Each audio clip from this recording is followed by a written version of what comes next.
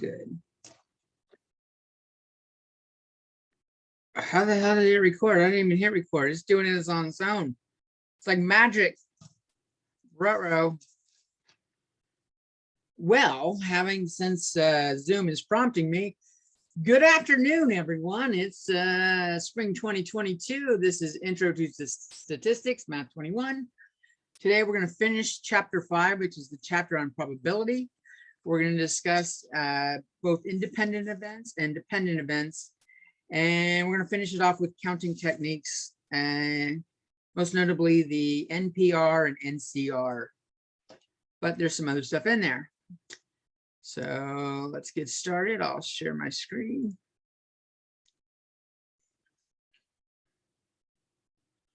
And interestingly enough, there's not really a lot to do in StatCrunch with probability. So this is all by hand. So let's get started. Y'all ready? I'm going to assume everyone's ready. It is 2:13. I'm a couple minutes late. Every time I move my Surface Pro to the living room for a little bit, I come back. It wants to reconnect everything, even to COS.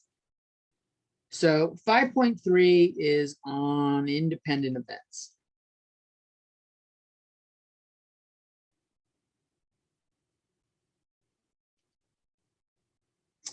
And maybe we should just talk about what those are. If we have two events going on,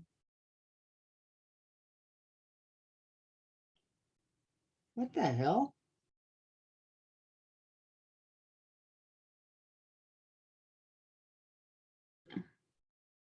There we go. Okay. We have two events going on, and neither has an effect on the outcome of the other.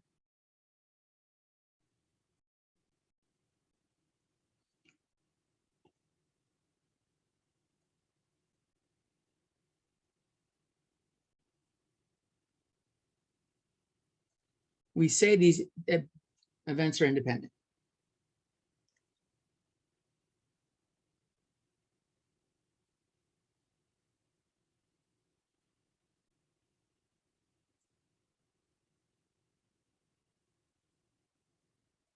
Independent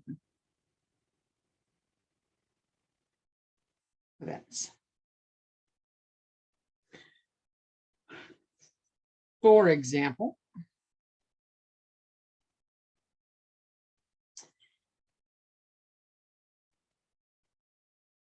if we roll two dice,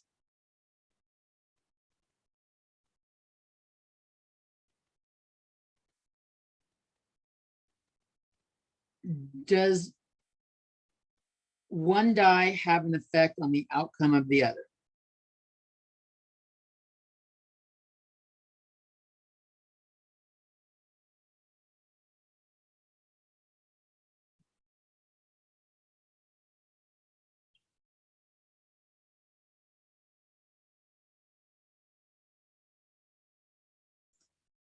No, good. It doesn't. I mean, you might say they might bang and hit each other in the air, but like it doesn't increase the probability that one side comes up over another.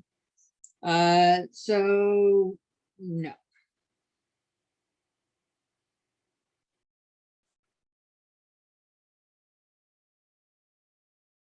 So when we have independent events,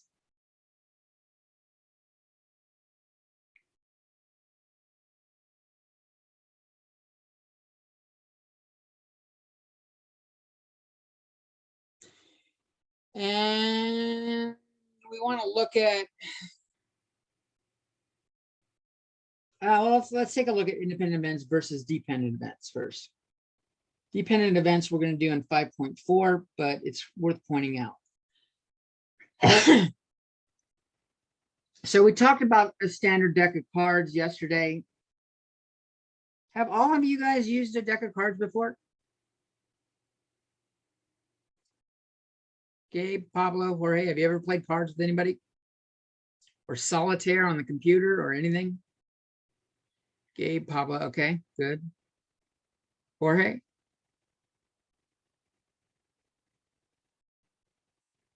All right, good.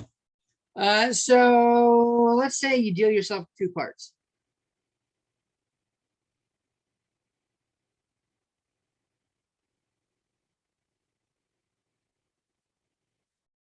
And you don't put them back after you deal.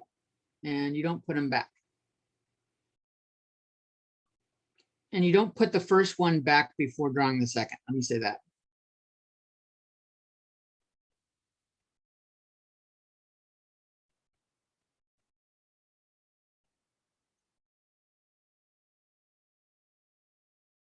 And in fact, you will see problems in the assignments that talk about this.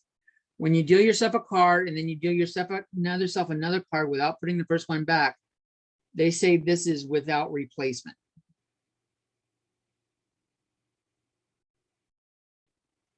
With replacement is like flipping over a card, shuffling it back in, and flipping over another card. The first card has 52 decks or 52 cards it could be. One of 52 cards it can be.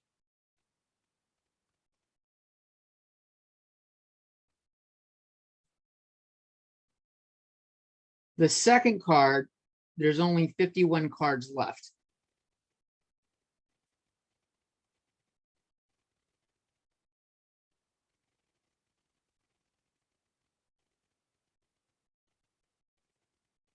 Fifty-one cards remaining. And the total number of cards you have in the deck is your denominator when you're working with probability. So these are dependent. The second card the second card's probability depends upon the first card.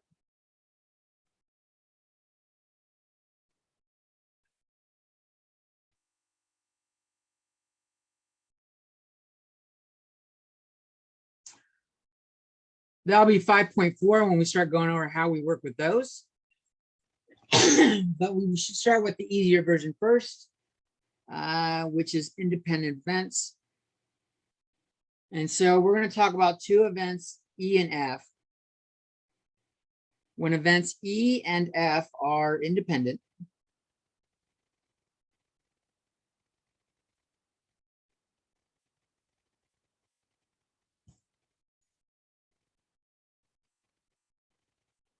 the probability of E and F both happening is the probability of E multiplied by the probability of F. And this dot is multiplication.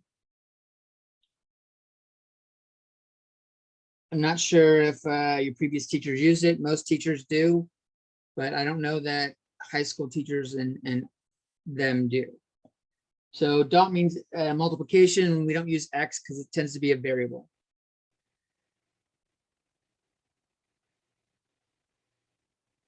And the same idea of multiplying also works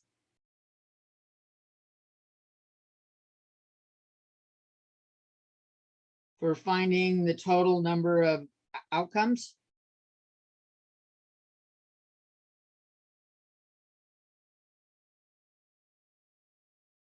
Which we call N of S, or the number of outcomes in the sample space.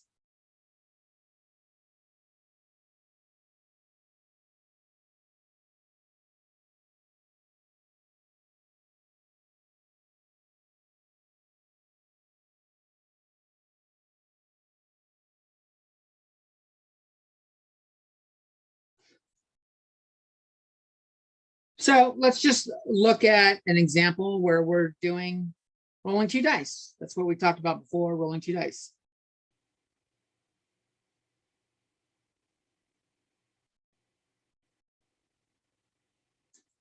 So in this case, we'll make event E. E will be the outcome related to the first die. And we'll have F being related to the outcome of the second die.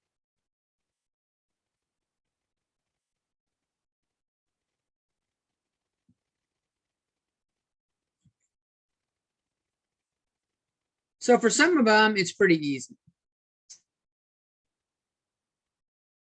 If I wanted to find the probability of getting snake eyes are when 2 1s show up on top.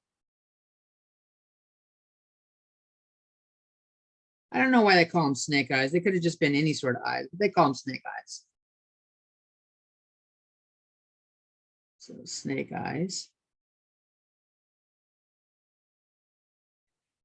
Here, the outcome of event E is 1, and the outcome event F is 1. And this is the same thing as the probability the event E has an outcome of 1 times the probability that F has an outcome of 1.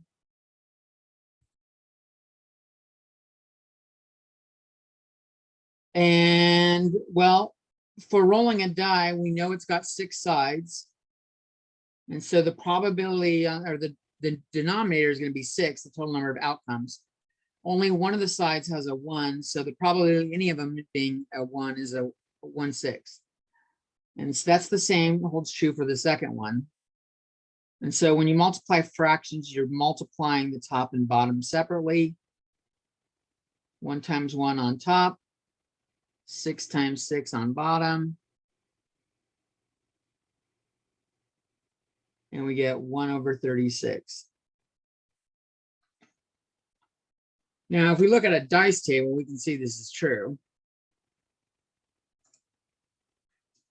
Rolling 2 dice. Grab an image real quick.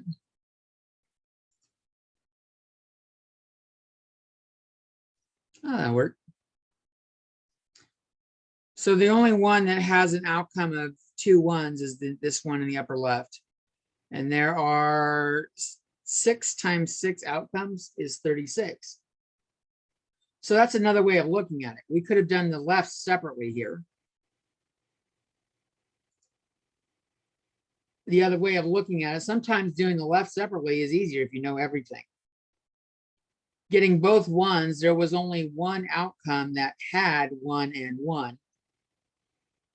And we saw on the table there were 6 times 6 or 36 outcomes. This is the probability that E equals 1 and F equals 1, which is just 1. There's one outcome. And we see that's 1/36 also. So the formula does work. Sometimes you can see it.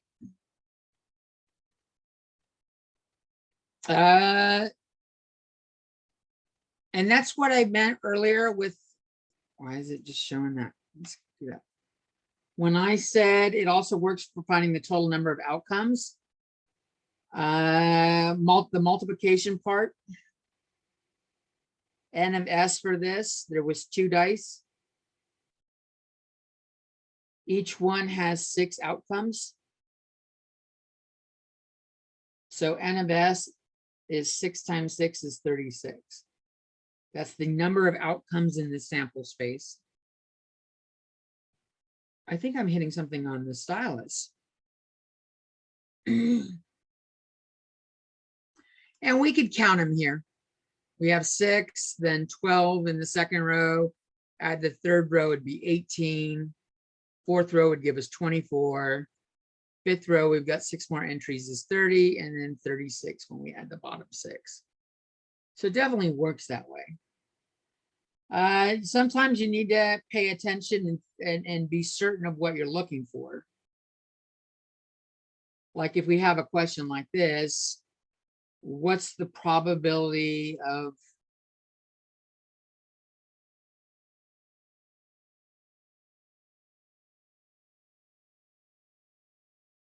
rolling a 1 and a 2?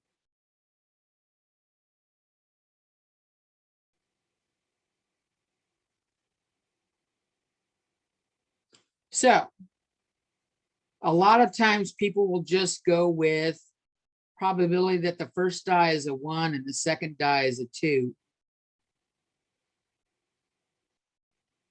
But that's not the only situation.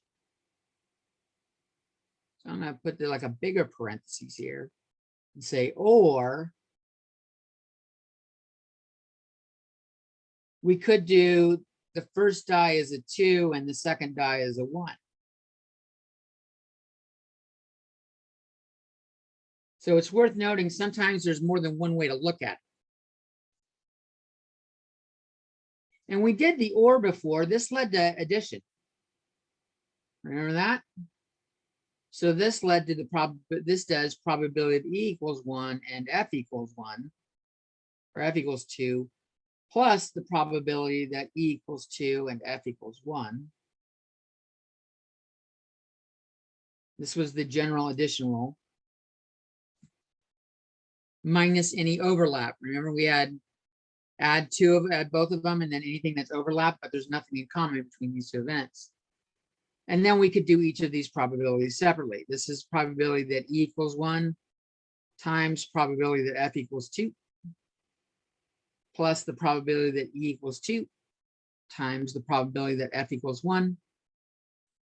I would normally not write this out, but I am teaching it, and so I want it to be a little bit clearer where I'm going, where I'm getting it. Each of these dice is one or probability is 1/6.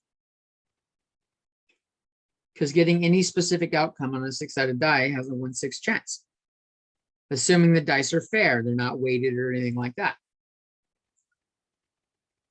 So you'll hear that terminology. Let me finish this first. We've got 1/36 plus 1/36, which is 1 plus 1/36 is 2/36. And whether or not they ask you to simplify that, I don't recall. If you wanted to simplify that, the bottom is 6 times 6, and this is 2 times 3 times 6.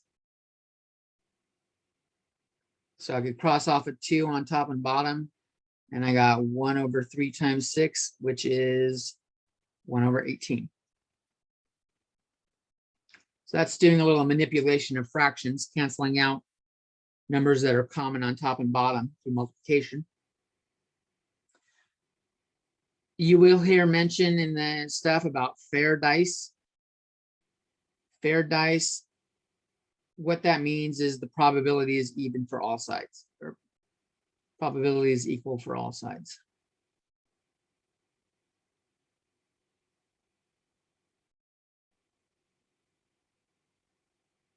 The opposite of this would be an unfair die, or often they are weighted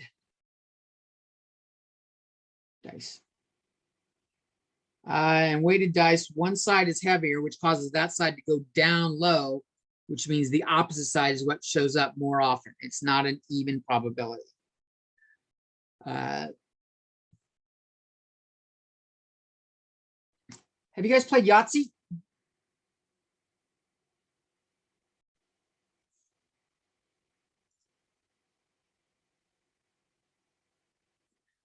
Dependent event, counting cards at a casino, kinda.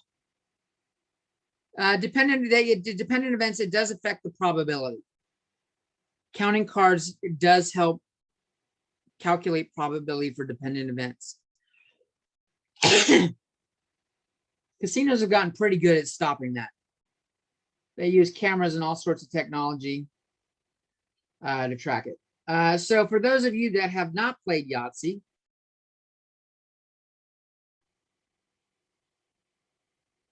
you roll 5 6-sided dice. Roll 5 dice in the game. In the actual outcome, the outcome called Yahtzee is all dice show the same value.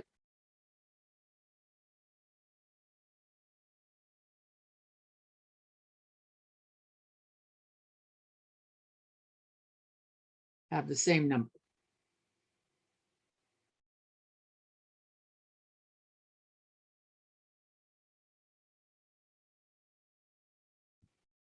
Okay, so let's just look at getting the probability of getting a Yahtzee in one throw. Let's not, Yahtzee gives you 3 throws. We'll just say you throw the dice once. What's the probability of getting a Yahtzee on one throw? Well, let's act like we're going, or think about going for, we want all 6s.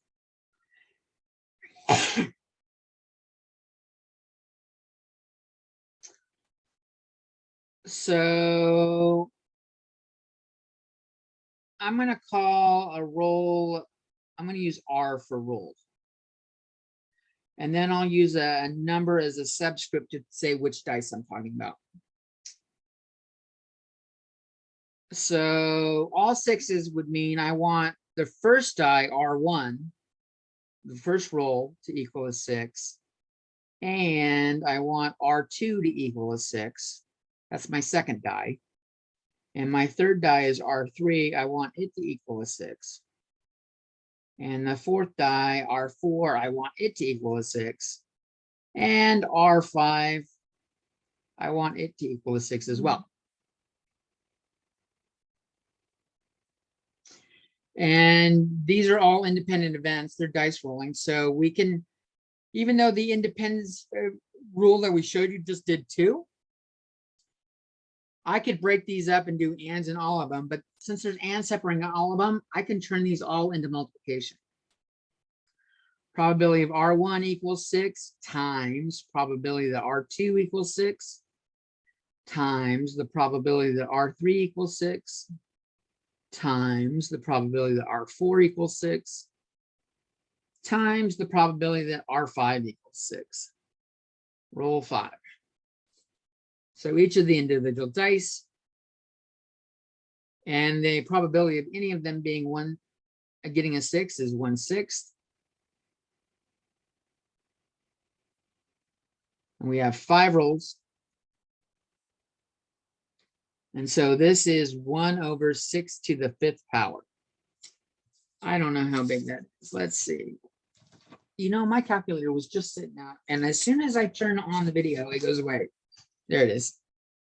6 to the 5th power is 7,776. Who knew 6 to the 5th power had so many sevens? That's crazy. So, and what is that? 1 divided by that number. So the probability of 5 sixes is 0.0001286, or if I move the decimal right twice, 0.01286%. Not very probable. In fact, this is less than 0.05. So this is an unusual event.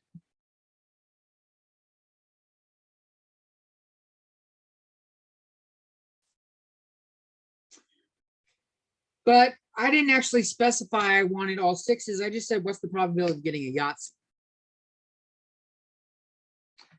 So let's take a look at how that changes it. So the probability of a Yahtzee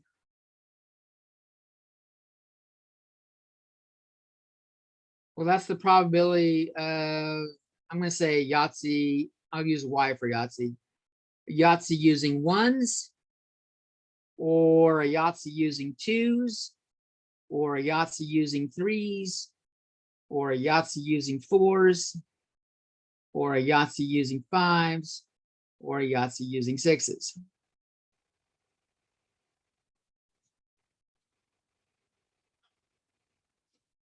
And like we did before, the OR turns into addition. These are all, they don't affect the outcome of the other.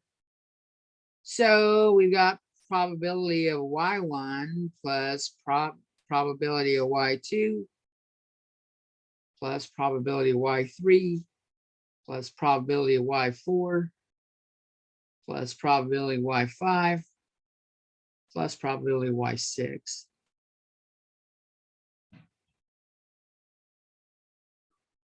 And rather than writing the 7,776, I'm going to write 6 to the 5th. Each of these was 1/6 to the 5th.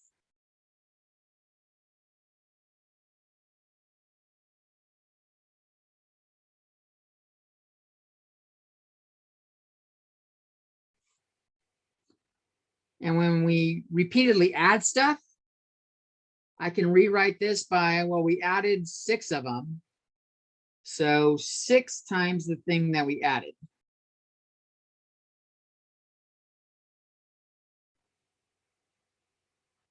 And doing a little fraction work, This 6 here cancels one of the 6's on bottom. And it just ends up being 1 over 6 to the 4th. And what is that? 1 over 6 to the 4th is 1 over 1,296, which is 0.00771604, which is 0.077%. So this is also unusual. So you're able to combine these rules to figure out the outcome of big things like getting a Yahtzee, any Yahtzee. And that's just one throw. That's not assuming other throws. That's a whole new can of worms. I don't even want to think about the mathematics behind that.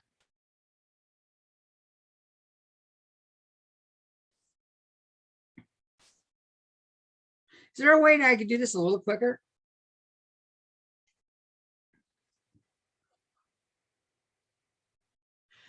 Does it matter what the first die is? Does it really matter? If I roll them one at a time, does it really matter what I roll for the first die?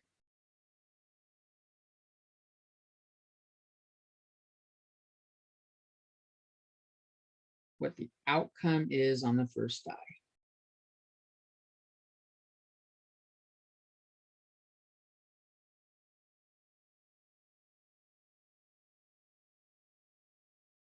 We'll say that stops rolling.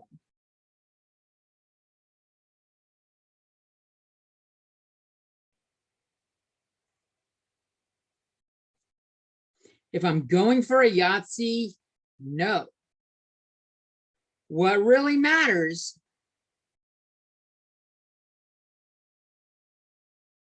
is that the rest of the dice match that first one.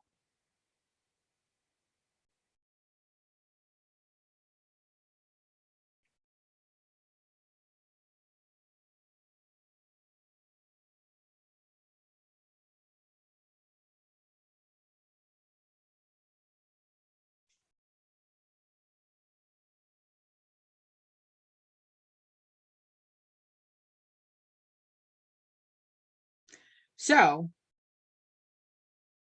this is really, I could rewrite this problem.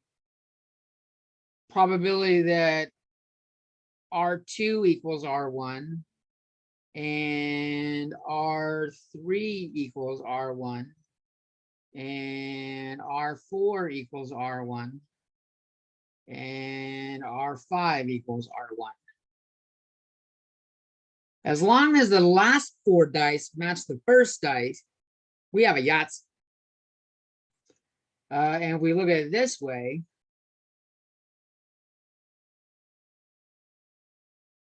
Again, the and means we can separate it through multiplication.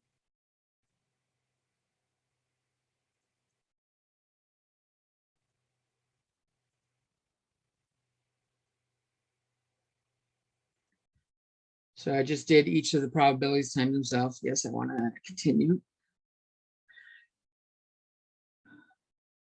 And assuming that it doesn't, we'll say R1 is a 3. The problem that's really asking is R2 equal to 3. This is 1/6. There's only a 1/6 chance that the first die matches the second die. And that's the same for each of these. And so if I multiply those all together, I get 1 over the 6 to the 4th, which is what we got up here, right? Probability of calculating all Yahtzees where we looked at each die. Here we made it a little bit quicker by figuring out, well, no, it's just gotta match this. They gotta match the first die. It's a little bit quicker. Let me give you another situation where this might make sense where you're saving a lot of time. In Texas Hold'em, we talked about it the other day. You get a pocket pair of cards, you get hole cards or pocket cards.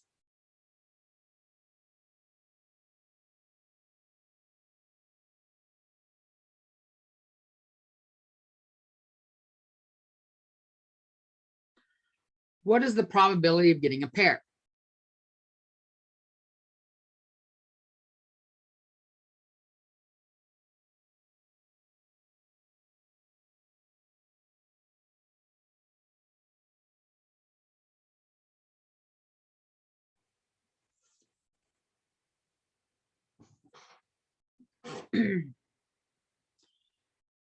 Now here, when you get the first card, the probability of the second card is dependent on the probability of the first card. This is a dependent situation, but let's just reason through it using the same logic.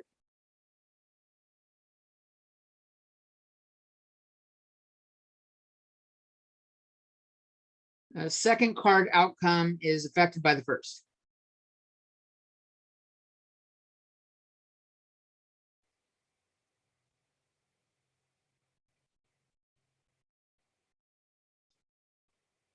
So if I just want any pair, and it doesn't matter which pair, the first card doesn't matter. The same thing as Yahtzee. First card doesn't matter for any pair.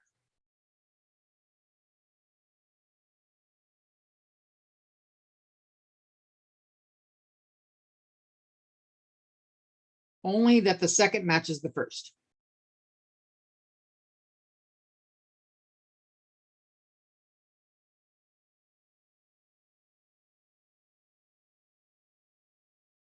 So if I write that in terms of what we were saying, this is saying probability. Let's use C for card. Probability that card 2, well, the C looks like a parentheses. Card 2 equals card 1.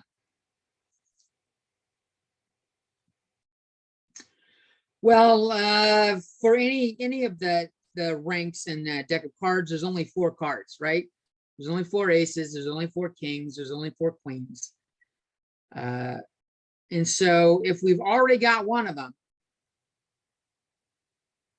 if we already have one of them of a rank,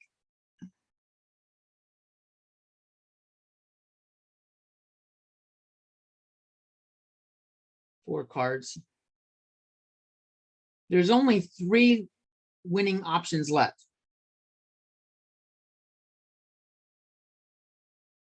that help. That will make a pair, I should say.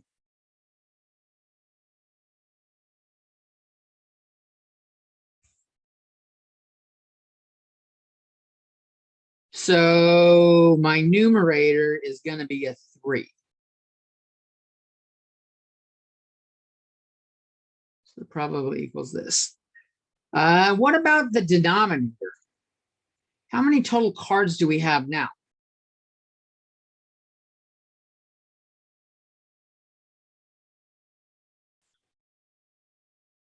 Well, in a normal deck, we have 52, but we've already taken one out. 51, yeah. Thanks, Gabe. 52 cards minus the one we've already taken leaves 51.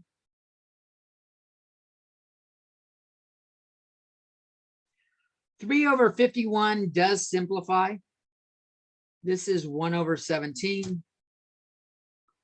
And if you do 1 over 17 in the calculator, 0.058823529, which is 5.88%.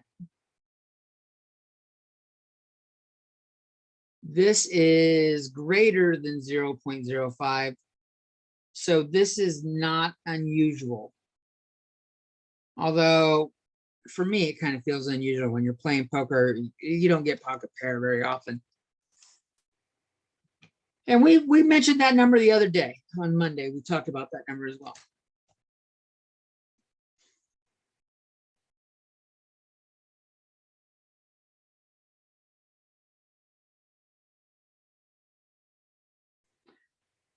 How is this different than aiming for a specific pair? What if I want pocket rockets?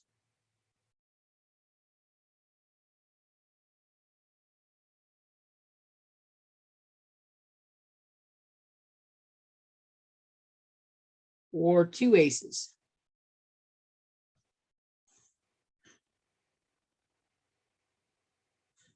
Well, here I need the probability that the first card is an ace and the probability that the second card is an ace.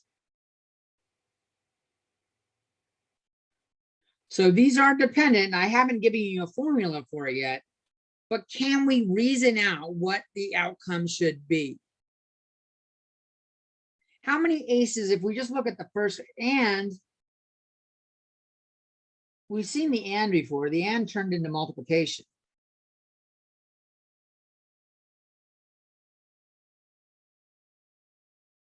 This is the probability that the first card is the ace, and the probability that the second card is an ace, given that the first card is an ace.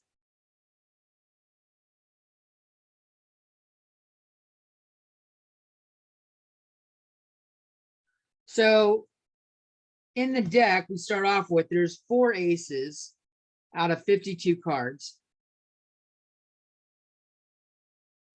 And after we've drawn a card, we're trying to get another ace. There's only 3 aces left, and there's 51 cards left. So this is 12 over, I don't know, 52 by times 51 by heart. 2,652. Does that divide evenly by 12? Can I simplify that? Yes, it does. So the probability of 2 aces, 12 over 2652 simplifies to 1 over 221. And 1 divided by 221 is 0.00452 or 0.452%. Again, unusual. This is less than 0.05, so it's unusual. Any pocket pair is not unusual. Getting a specific one is.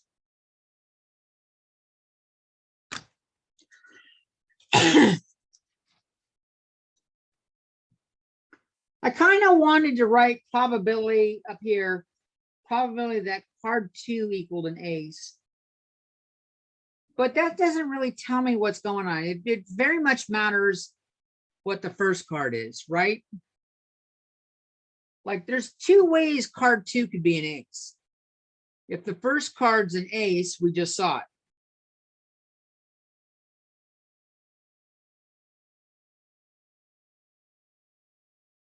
The probability that card 2 equals an ace was 3 over 51. We just did that right here. If the first card is not an ace,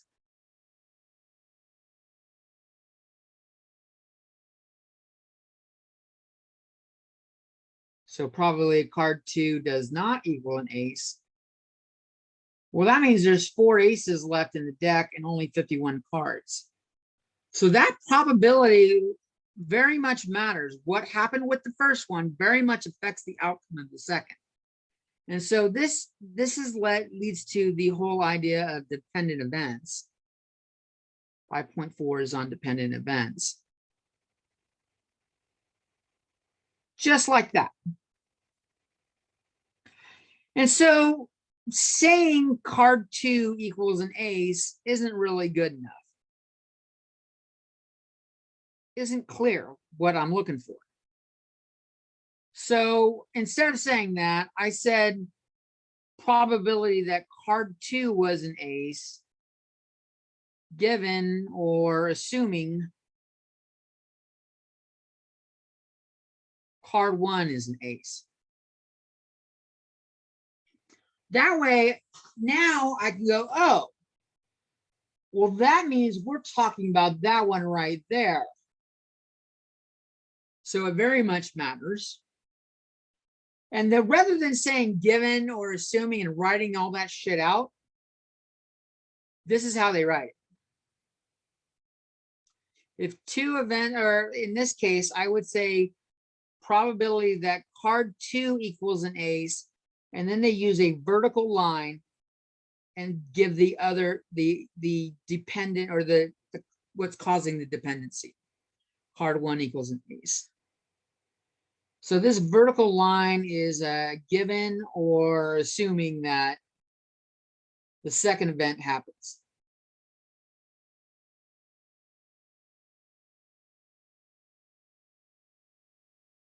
So if we have two events, F and E,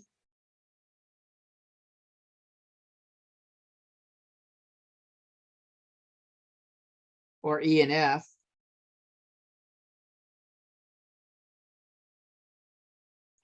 and the outcome of F depends on E,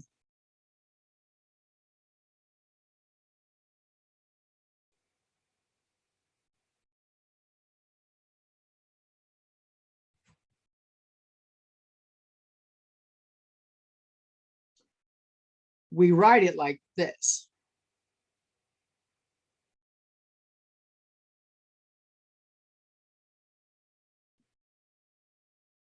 Probability of F given E. And they say F given E. So the word given is used in probability to imply dependency.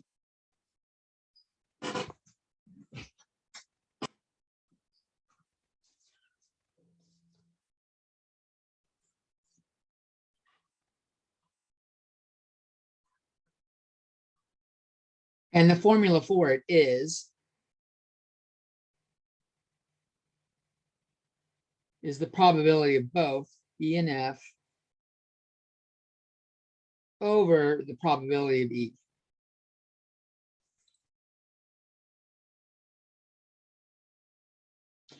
And sometimes you don't know the probabilities, but you know the numbers. So we could say the number of E and F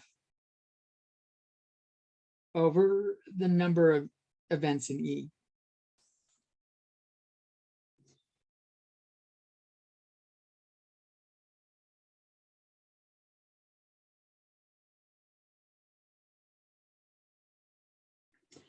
So, like, if I did a little bit of algebra on this right here, let's clear the fraction. We clear the fraction by multiplying both sides by the denominator. If I do that, or cross multiply basically, on the left side, well, I'm going to write the right side first. The probability of E and F equals the probability of E times the probability of F given E.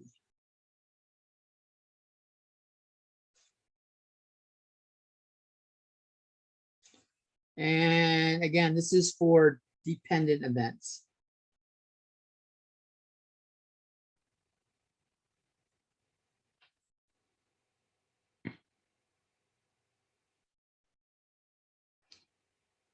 And let's just since we've seen E and F before, E and F was independent events. How did independent events look? Oops, I want to use white again.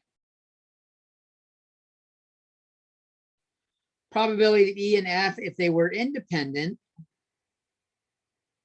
we just multiplied the two probabilities, right? Probability of E times probability of F. So this is for independent events.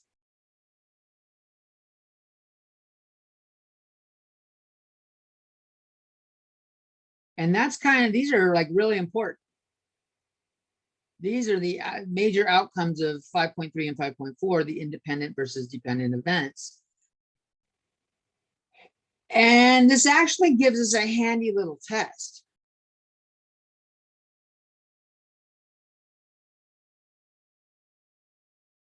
How are probability of F given E, is there ever a time when that just equals probability of F? So does probability of F given E ever equal probability of F? Well, remember, let's translate what this means in words. F depends on E. That's what the left side is saying. But the right side is saying we just have the probability F.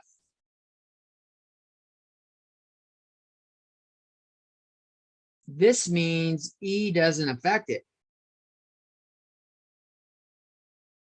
E actually had no effect. Had no impact on the outcome.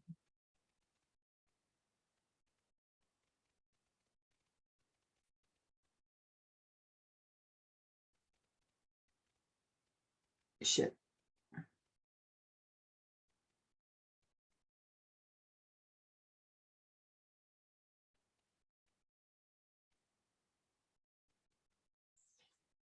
Which means if there's no impact on the outcome, they're independent.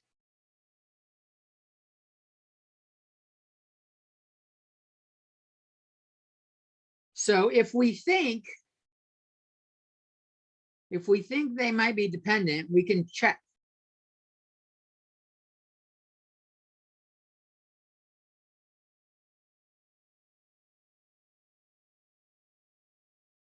And we have result, we know what all the answers are.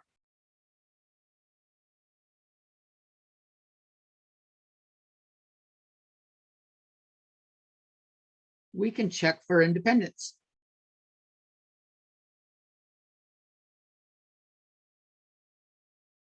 I so did not give myself enough room to write that.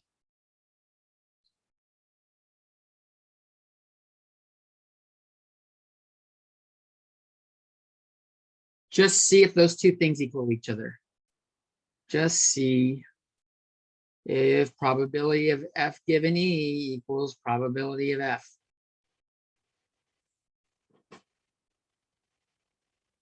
And there will be examples of this.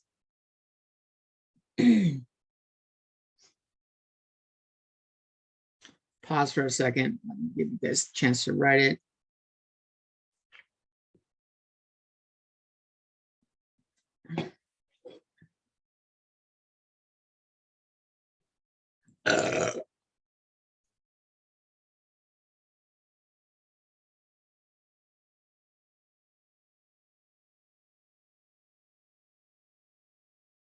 Okay. I do want to go back up here to this boxed equation, these two equations. Those are both worth knowing. And the one I started with before I cleared it is also worth knowing. So I'm going to rewrite it down here where I don't have any clutter. So the probability of F given E is the probability of both E and F happening over the probability of E. Or we can do the number version, where we have totals, not probabilities. And we'll have examples of both of these. In fact, we're going to start with an example. We'll see which one it is. But I'll give us the information and we'll go with it. So here's our first example. Let's see, 1,017 people were surveyed across 4 regions.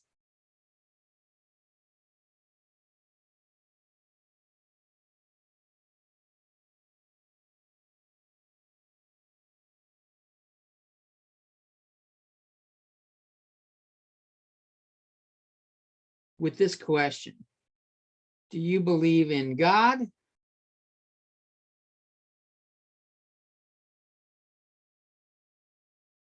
a universal spirit, maybe not a God that has intent or will, but a spirit, or are you an atheist? Are you a non-believer? And the results are recorded in this table I'm about to write. So I'll do the region.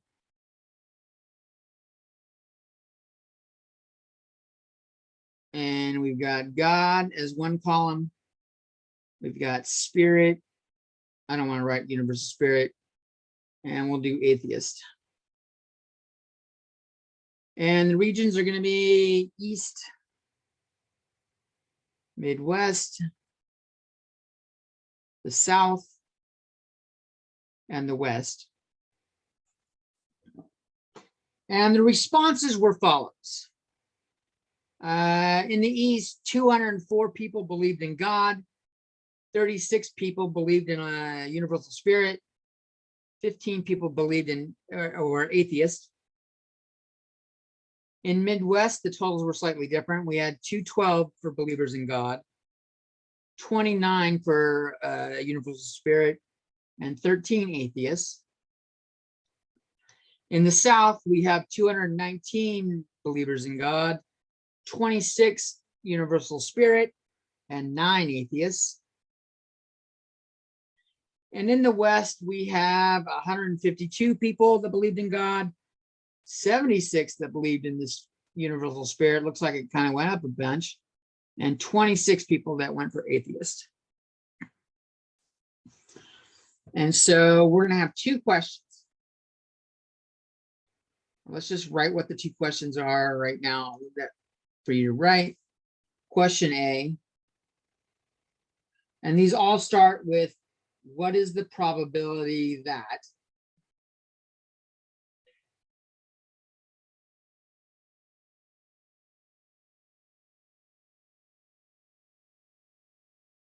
someone who lives in the West is an atheist?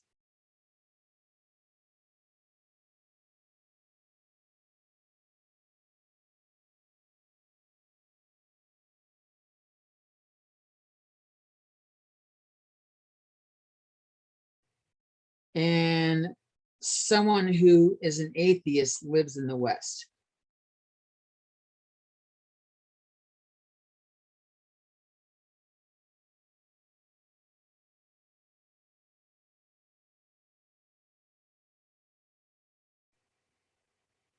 Two questions. And that looks like an M, so I'm going to rewrite that letter. Someone. There we go.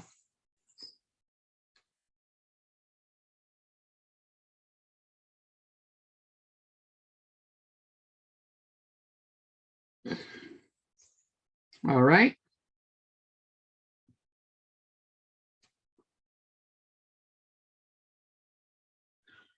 So I'll give you another minute. There's a lot to write down there.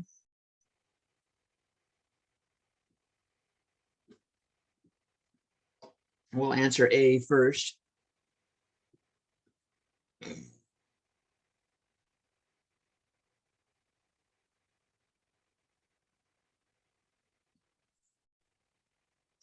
All right. So someone who lives in the West is an atheist. It sounds like they don't give a shit about the East, the Midwest, or the South. So for question A, they are focusing on people that live in the West.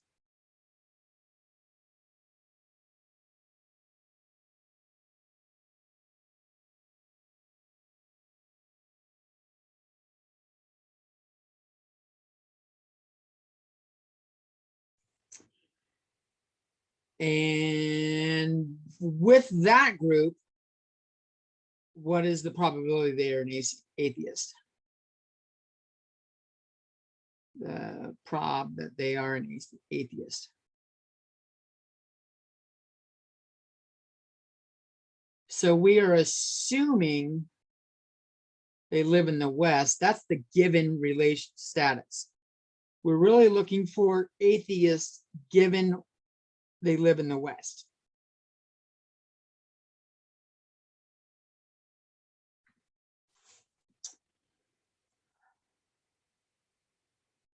Well, there was 2 ways to do this, and we're going to do both.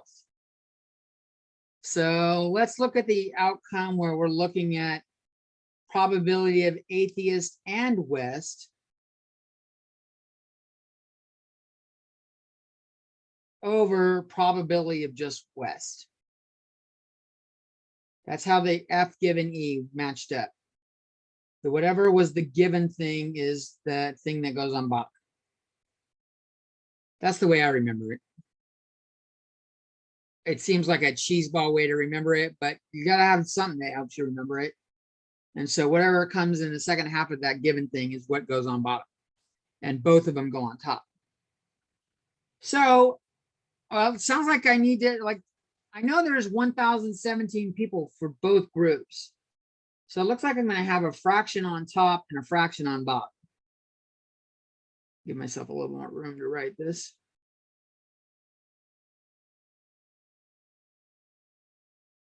So I'm going to have 1,017 on. I'm going to have two fractions. This big thick one is that line right there. And I need to, the probability of being both the atheist and in the West, we're looking at this group right here, the 26 over 1,017. That was the only group of people that met both categories, atheist and West. And it's 26 people out of 1,017. Now I just need to know how many people live in the West to find out what proportion of them are in the West. So I need to add this row up. So 152 plus 76 plus 26 equals, I'm getting 254 there. If I add those up. So the probability of being in the West is 254 over 1,017. And that's what goes on bottom. And this is a pain in the ass already. I don't like complex fractions. This sucks. But I know how to work with them. When you're working with complex fractions like this, where you've got a fraction on top and bottom, you can rewrite it where you leave the fraction on top the same. And then rather than dividing by the bottom fraction, you flip it over and multiply by the other fraction. So I flipped this fraction over, flipped it, and made it multiply.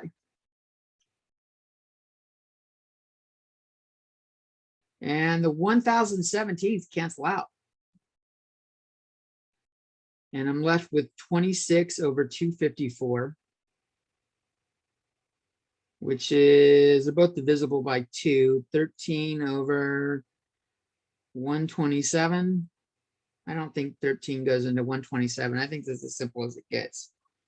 But 26 divided by 254 is 0.10236. Well, I'll do a couple. That was the probability of an atheist given that they lived in the West.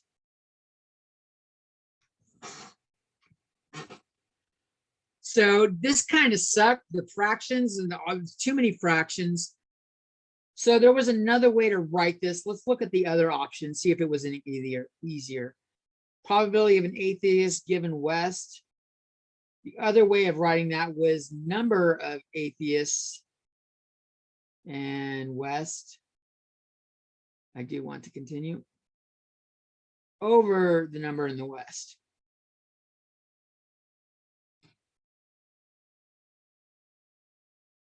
Well, now that they're not looking for the probability, they just want us to count them up.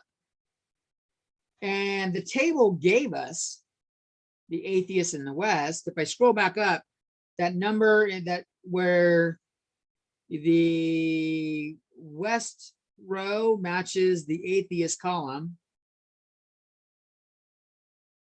they intersect at the 26. So 26 is the value we're looking for there for the top one. And we already added up the number of people in the West was 254.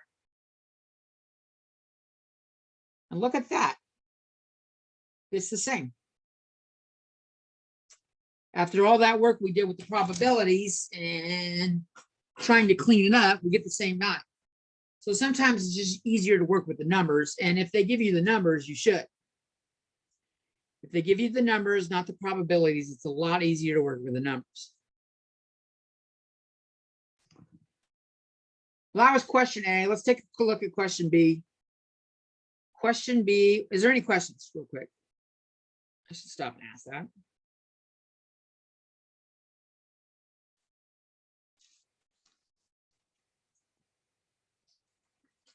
Okay.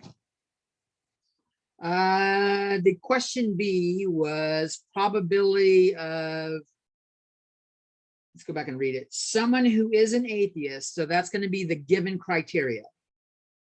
Someone who is an atheist lives in the West. So the atheist is the given criteria, and the West is the dependent part.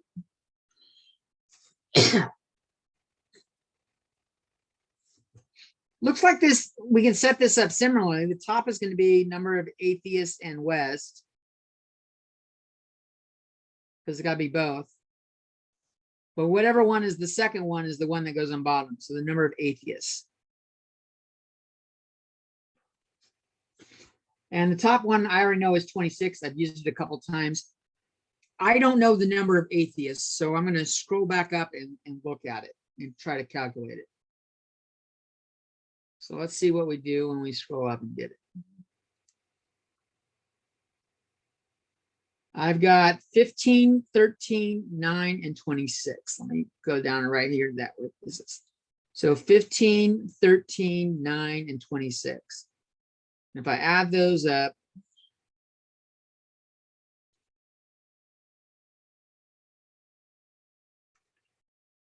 I'm getting 63. So that's the number of atheists. That's the denominator there.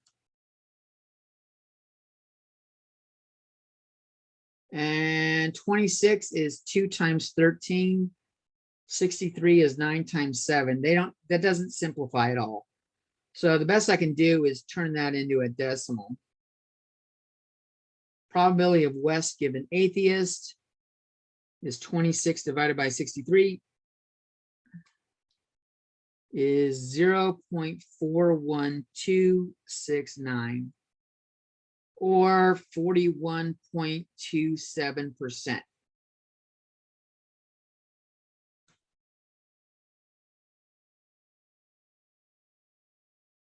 Seems like the number of people that answered atheist lived in the West. Interesting. Notice this value is not the same thing as the 0.102 or 10.24% we got up there. So these are very much different questions. Now, something I wanted to point out to you, what happens if you fuck it up and put the wrong number where? It's a good question, right? What if I forget what goes where?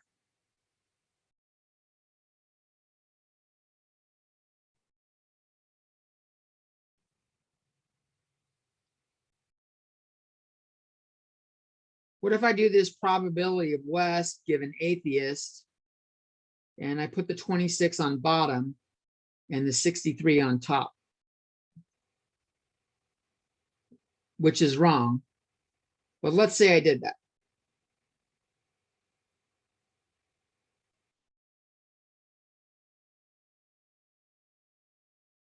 Well, what is 63 divided by 26?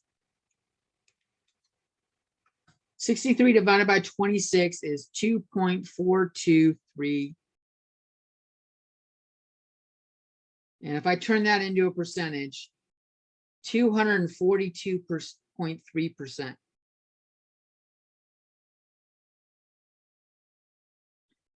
Can I get a percentage that high? If I'm asking atheists and what percentage of them live in the West, can I possibly get more than 100% of the people to say they live in the West? No.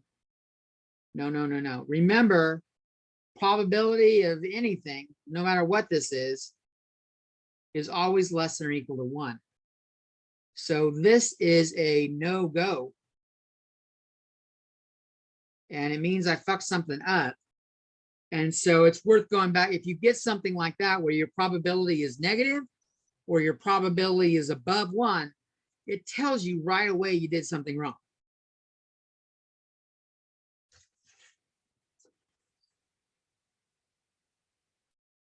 All right, one more example before we do 5.5. Let's give an example where they give you the percentages with no table. So in 2005, let's see, what did I write? 19.1% of all murder victims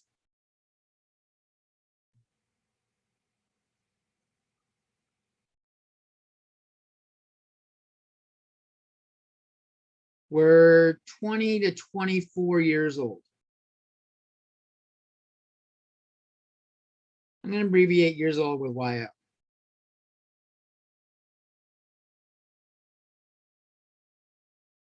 Also in 2005, 16.6% of all murder victims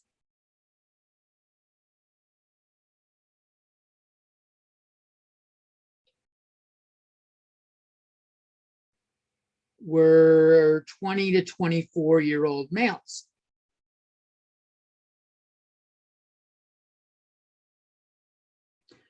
So the question is, what is the probability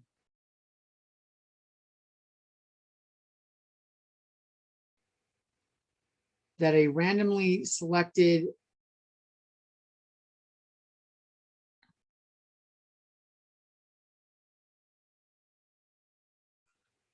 (20 to 24-year-old) victim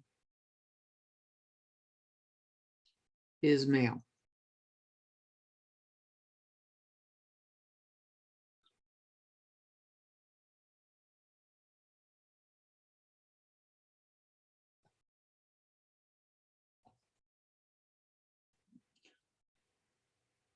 So there's a lot to write down there. Give you a second to write down the question, and then we'll start disassembling it, seeing what we can figure out.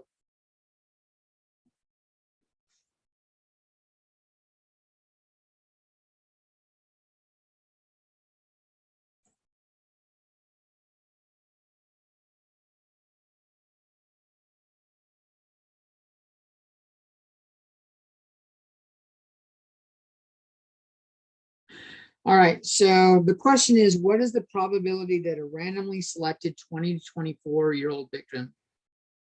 It sounds like they're, of all the murder victims, they're boiling it down to this group.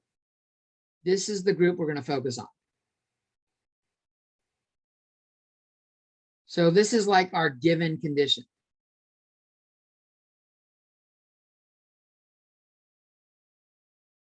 And now we're trying to see which percentage of them are male. So it's kind of like probability of male victim given that they were the 20 to 24-year-old victim.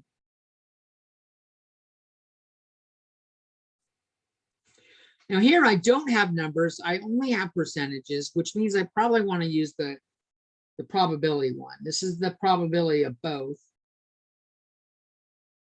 Let's say male, I'll use M for male and 20 to 24 as that. And then the one that's on the right is what goes on the bottom. Probability of a 20 to 24-year-old victim.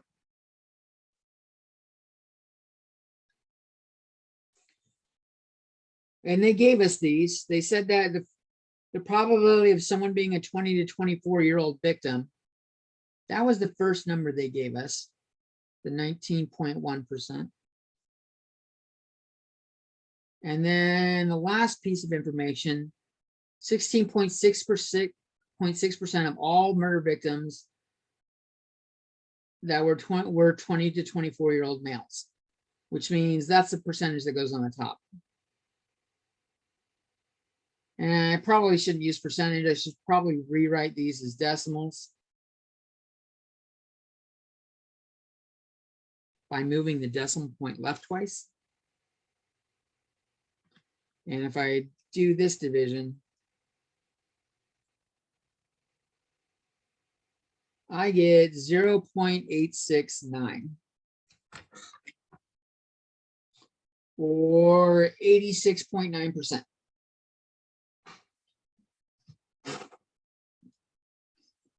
So of the people that were murder victims that were 20 to 24 years old, most of them were male.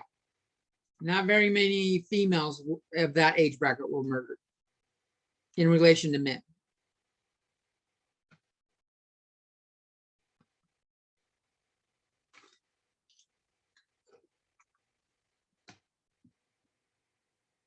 All right. I want to give you a quick little recap of a couple of things we've done recently, just to put them in your notes and point out the difference, because people are like, there's a lot of formulas we had in this chapter, right? There's a lot of E's and there's a lot of fucking F's. And what goes with what? So remember, we had our addition rule. We had the probability of E or F was probability of E plus the probability of F.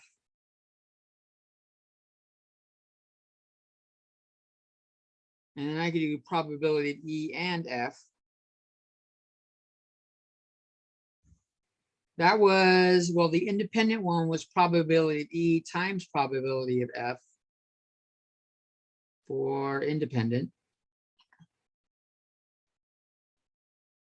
And dependent was probability of E times the probability that F given E.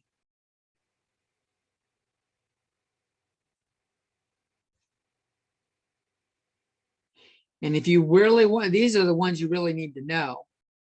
If you want to find out this by itself, just divide the probability of E and F by probability of E. Get rid of this number in front by dividing, and you can get that alone. So you really need to only remember those three so far. But it's worth noting, check this out. The OR led to addition. And the AND in both circumstances led to multiplication.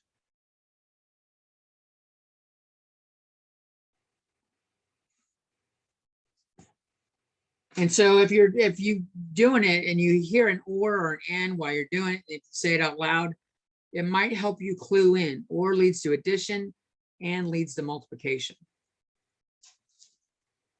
I wrote independent there. I did not write dependent on this one though.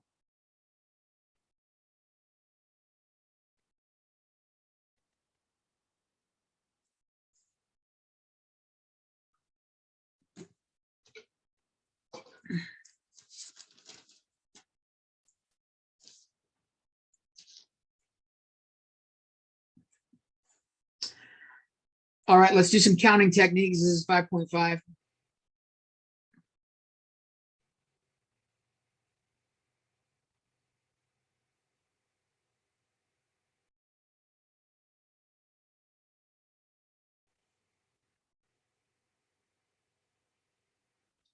So license plates often have, at least in California, they're set up where there's seven characters. And it goes number, letter, letter, letter, number, number, number. These are like the default ones, not the ones that you pick. So if you don't request like a specific license plate, a lot of them end up like this. How many different combinations are there of generic plates?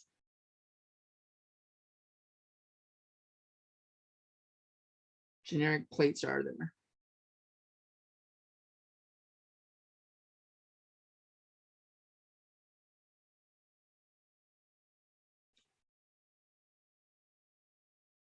Well, this is like the multiplication thing we were talking about. Does the first number affect the outcome of the second or the first letter? No. Since it doesn't, we can multiply. The numbers can be anything between 0 and 9, which means 10 digits. The letters could be A through Z. They're all capital. They don't do lower cases on them. So there's 26 possible letters.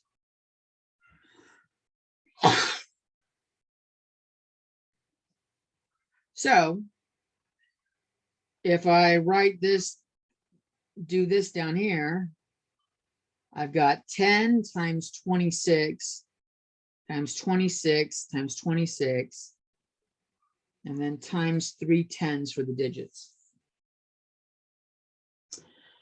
This ends up being 175,760,000 different plates.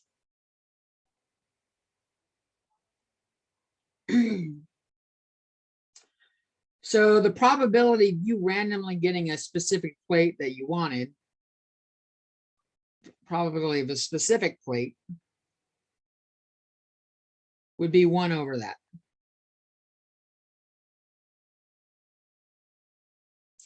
Which is pretty low, probably less. You probably have a better chance of winning the lotto. We'll take a look at that later too. What if we narrow it down?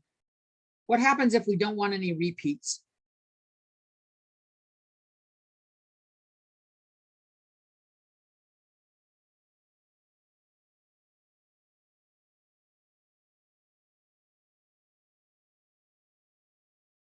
And we're still doing number, letter, letter, letter, number, number, number.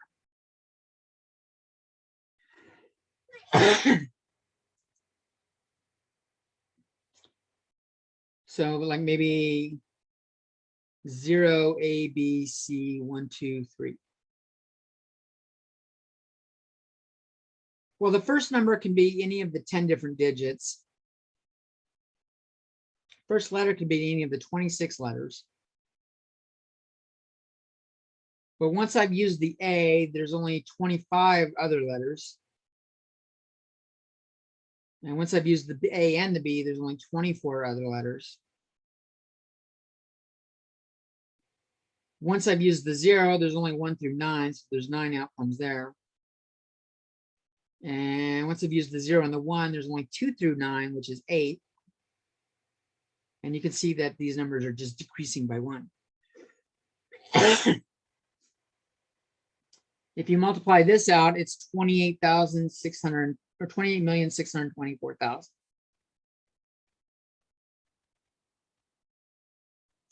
So that's the idea of multiplication rule of counting.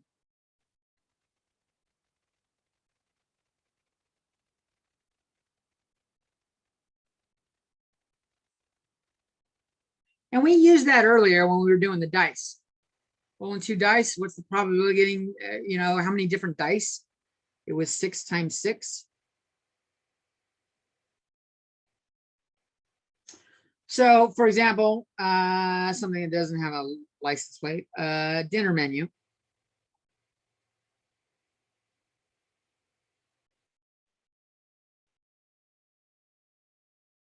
It has 8 different appetizers. It's got 12 different entrees. And let's say 5 different desserts. Desserts is 2 S's. 1 S means desert. And that's not where I want dessert. So the number of different combinations of dinners assuming that you get an appetizer, an entree, and a dessert, would be 8 times 12 times 5, which I think is 600. Oop, that should be a 12.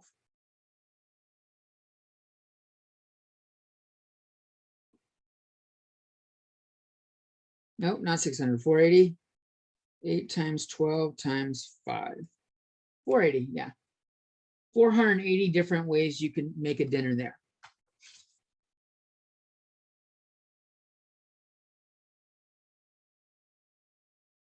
Next piece of information, that's counting.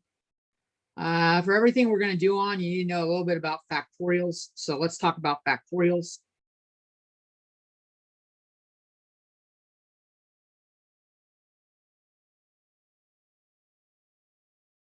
The easiest way, it's the thing that's got the exclamation point in it. The easiest way to do it is just use an example. 6 factorial, that's called the factorial, is the exclamation point. What that means is 6 times 5 times 4 times 3 times 2 times 1. You just keep decreasing by a number and multiplying it until you get down to 1. Many calculators have this. Let's see if I might have to turn off. Let's see, where's my mouse cursor? Let me turn off my background. See my messy ass room. See if I can show it. It's right above this one right there. It's got an X with an exclamation point. So put the messy picture or another picture back on. On a calculator, you'll see X factorial or N factorial keys. And usually if you're trying to do it, you just hit the key and then hit the factorial and hit the equal sign and you'll get the answer. So 6 factorial equals 720. I could have multiplied that out 6 times 5 times 4 times 3 times 2, but already that's getting a long number. What if I need to do 19 factorial? Do I really want to enter 19 times 18? It keep going like that. It's kind of shitty. Other calculators have a PRB key. And once you hit the PRB key, you're given 3 options. X factorial, you'll give you NPR is an option, or NCR is option. These are 3 options in the PRB button. My calculator doesn't have a PRB button. My calculator has these 2, NPR and NCR, as their own buttons. But if you're using a calculator, some of those do those. We're going to hit those in a second. The factorials are important in them.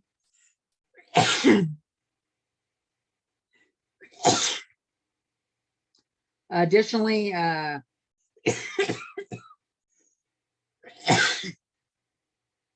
fuck. 1 factorial is just 1. You don't do anything with it. And 0 factorial is also 1. And you're like, we don't put a 0 in there? No. This is defined this way. It breaks the rule, it breaks the pattern, but it makes the equations work.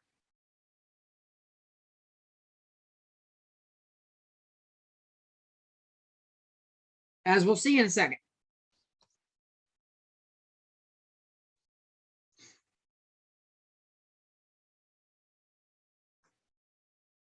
So let's talk about this NPR and NCR. What are they? Why do they matter? Permutations versus combinations.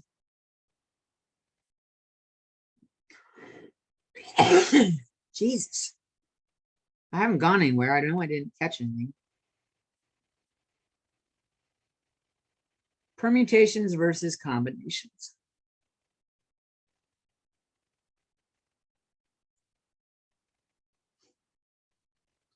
And this is represented by NPR. And this is represented by NCR. And the keys say that, but oftentimes when you're doing it, they're numbers.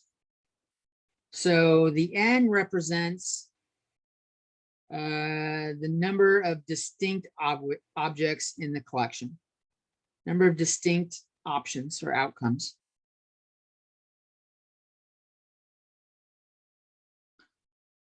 And R is how many of those options or objects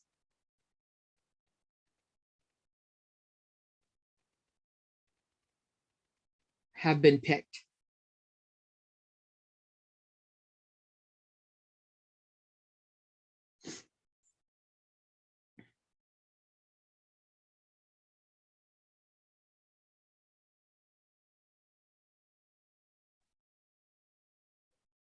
We're going to assume a couple things, like assume there's no copies.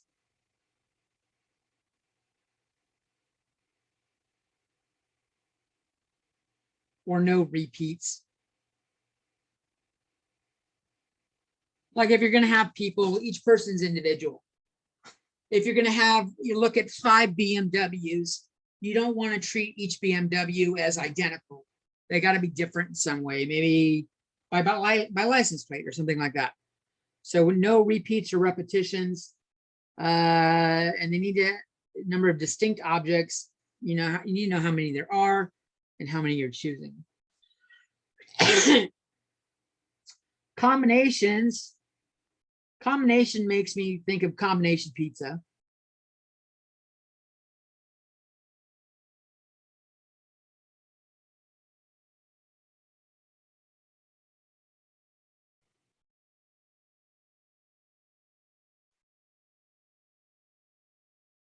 It has a bunch of toppings.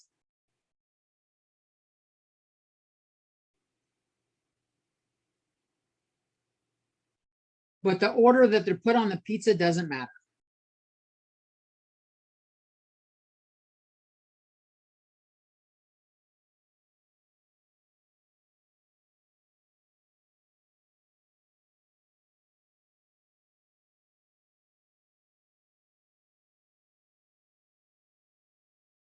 I'm going to assume you're not a total heathen and you put your pizza sauce first.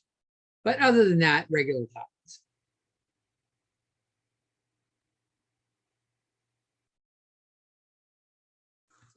So for combinations,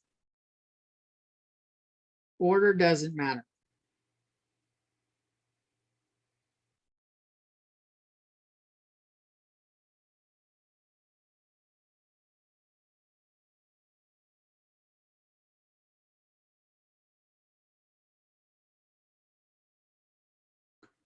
Permutations. Helps if I spell it right. Permutations. Well, oh, let's choose a different color. Let's go to blue. Order matters. The order I choose them matters. And what I'll do, I'll show you what I mean by that in a second. We'll do permutations first. But one helpful way to remember that order matters, or whether or not it matters, is I can find the letter for the words matter in the word permutation. M-A-T-T-E-R, and their order does matter in the word. If I try to put the letters in a different order in the word permutation, it doesn't say permutation anymore. Now, I don't know if that's helpful. I just came up with that today, like 10 a.m. I came up with that. Oh, wow, the word matter shows up in permutations, all the letters. And we'll look at both. But an example of this is like choosing first, second, and third place.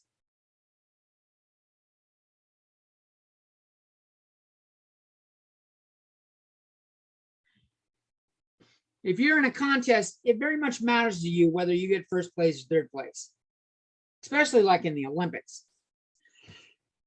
Did you get the gold or the bronze?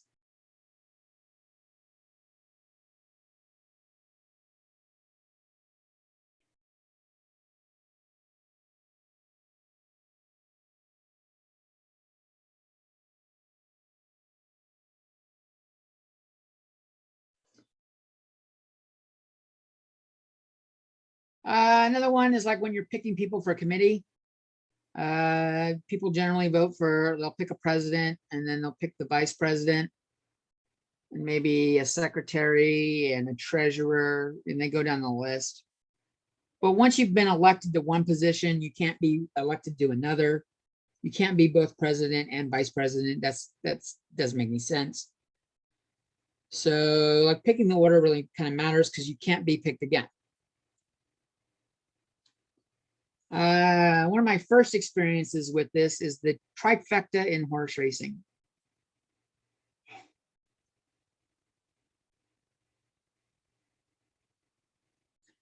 So you go to the horse races, you can bet on which horse is going to win. Or you can bet on like the trifecta. In the trifecta, in all-in-one bet,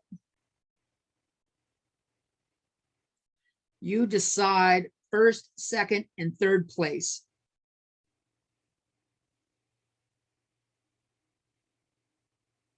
Horses. And they got to come in the order you say. If you say Alice, then Betty, then Charlie is going to happen. And all three of those horses are in it, but Betty wins and Alice takes second, you lose your trifecta. So trifecta matters. And so let's do an example with them. Let's say there's generally not a lot of horses in a race. Let's say there's 12 horses.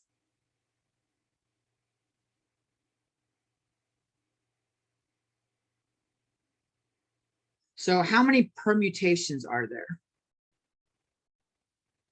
for the trifecta?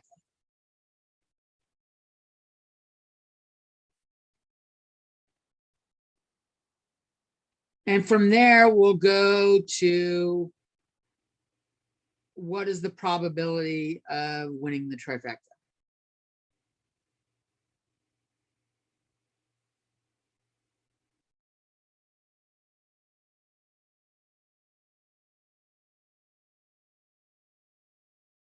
And the reason why this pops in my head, my cousin, she's passed away a long time ago, but she took us to the state fair. I lived in Sacramento where the state fair is, and they had horse races.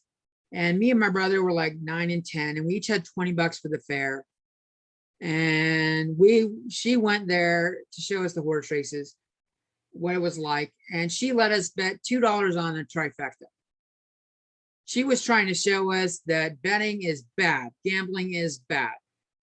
And I randomly picked 3 horses, I'm pretty sure by name. I can't look at a horse and tell you whether it's going to win or lose. It was by name. But my 10-year-old little self won the trifecta, and that bitch didn't give me the money. I don't remember how much it was, but it was a hell of a lot more than the $2 I bet. She gave it to my mom when we got home. She didn't keep it. She gave it to my mom because mom provided the money. But I would have had a lot of fun at the fucking fair with that trifecta money. But she was trying to teach me gambling was bad. I never got that money. My mom got it, and I'm pretty sure I didn't get it. So what's the probability of winning the trifecta? Well, first we got to do the permutations. So here there are n distinct horses. There are 12 distinct horses.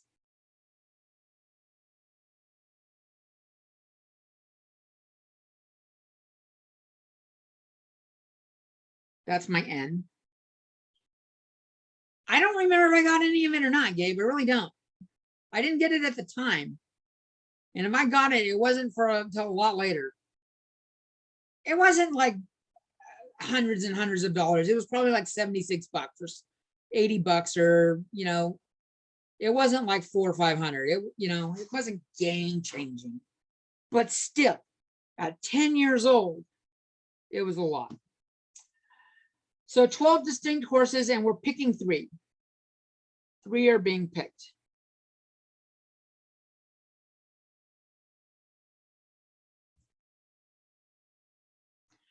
So for this, NPR is written as 12P3. And I don't think I gave you the equation for the factorial yet, or the permutations yet. The formula for NPR is n factorial over n minus r factorial. And the n minus r we're going to put in parentheses. That's the equation for it. And if we translate it to r's, 12P3 related to the trifecta, I have my n is my 12, it goes on top. And then I've got 12 minus 3 in parentheses on bottom, and then factorial. So this is 12 oops.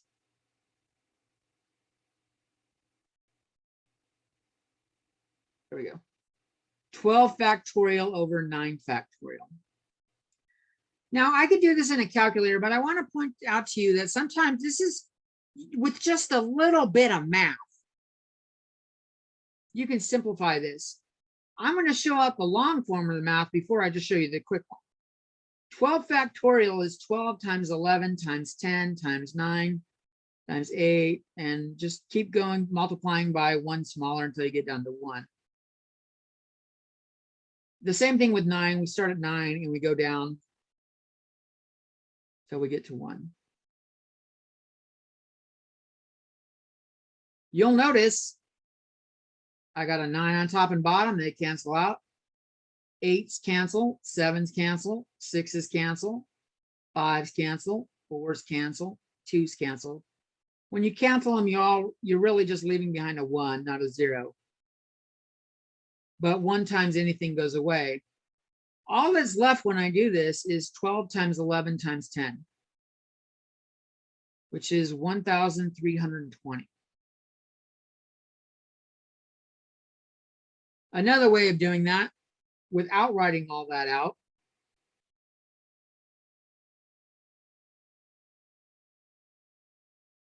is the top one's always bigger than the bottom one. So you just keep writing that out until you get to the factorial on the bottom and you stop. I'm going to leave that as a 9 factorial, and I got a 9 factorial down here. Those cancel out, leaving behind a 1. And I'm left with 12 times 11 times 10.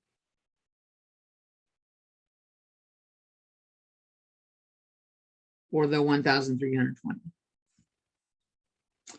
Or if you're putting it in your calculator, I would hit the 1 key, the 2 key, the NPR key, or if it's in the probability key, go down that menu, and then the 3 key, and then the enter key.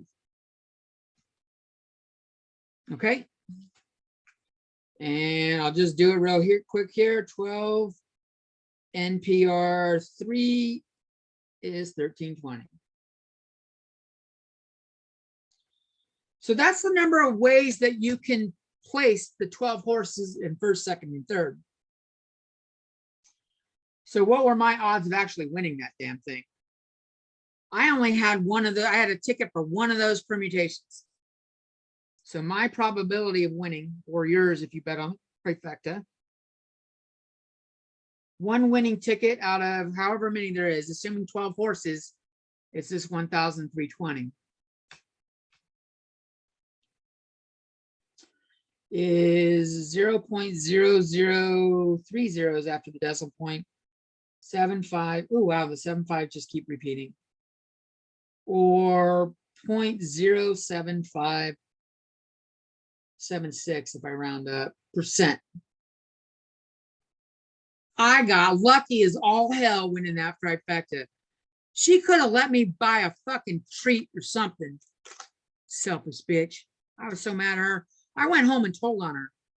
When we got home, when my mom worked during the day, and when we went and we got home, my cousin had already told her or given her the money, but I snitched on that bitch right away. She took my money, and my mom was like, "No, she gave it to me," but no, I didn't see it. Some rude shit. That's permutations.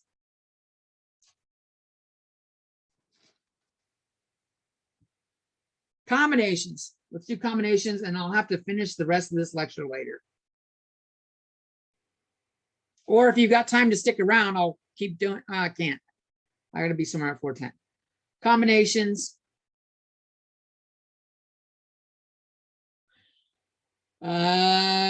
NCR. Sorry, lost track of myself. The formula for this is n factorial. We have the n minus r factorial, and then we have r factorial. So you just add a little bit more to it. This is where the order doesn't matter. If you're a good example is this is there are 100 chairs in the audience.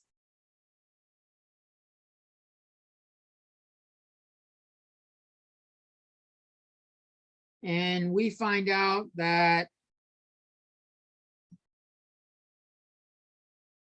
3 of them have $1,000 bill, $1,000 in an envelope taped underneath. So $1,000 underneath. That is one word, and I wrote it as 2. Do you care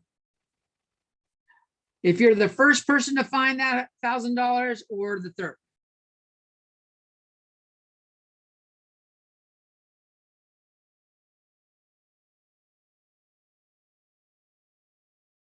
No. right? If you win $1,000, you don't care if you're the first person that goes, I got it. As long as you get it, that's a good way of going, does order matter? If order doesn't matter, this is a combination. Order doesn't matter.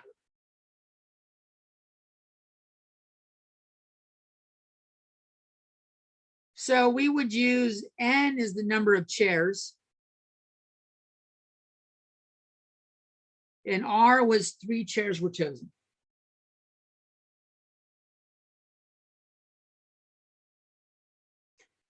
So I've got 100. They say N choose R when they're describing combinations. They don't do like N permutations R. They just do it for combinations. N choose R is the same thing as NCR. This is 100 factorial over 100 minus 3 factorial times 3 factorial. And that looks a little bit daunting. And you can definitely do this in the calculator, or we could use that little technique I showed you. If you don't have an NPR button or NCR button, I can say 100 times 99 times 98 times 97 factorial, and I'll leave that 97 factorial alone down there. And then I'll write the 3 factorial as 3 times 2 times 1. And I'll start canceling shit out. The 97 factorials go away. 3 goes into 99 exactly 33 times. And 2 goes into 100 exactly 50 times. So this is 50 times 33 times 98. And what is that value?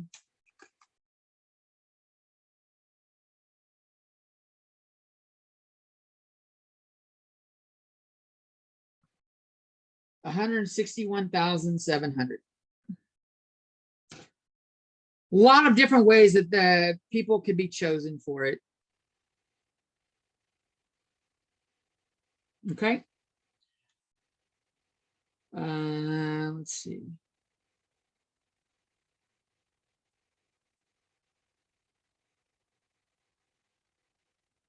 I'll make a short video for the rest and do the rest. It's probably 20 minutes, if that, but I'll make a short video and put it up. It's very similar to this.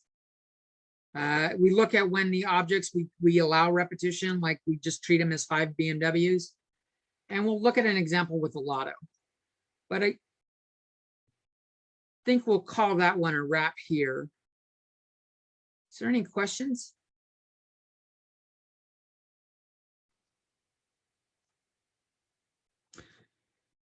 All right. Well, I will see you guys next week. It's a 4-day weekend. There's nothing going on Monday. So have a good long weekend. Get caught up on your homework for all your classes. Don't party too much. You have a good day too.